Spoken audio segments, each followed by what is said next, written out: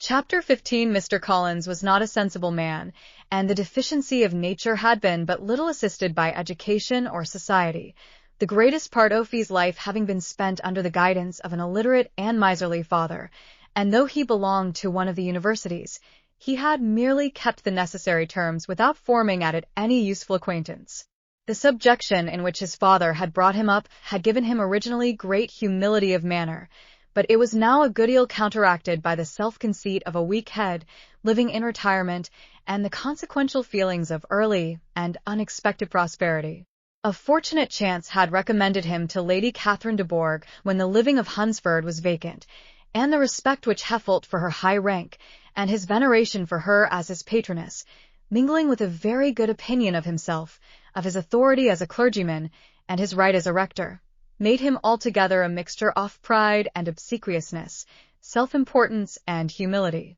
Having now a good house and a very sufficient income, he intended to marry, and in seeking a reconciliation with the Longbourn family, he had a wife in view, as he meant to choose one of the daughters, if he found them as handsome and amiable as they were represented by common report.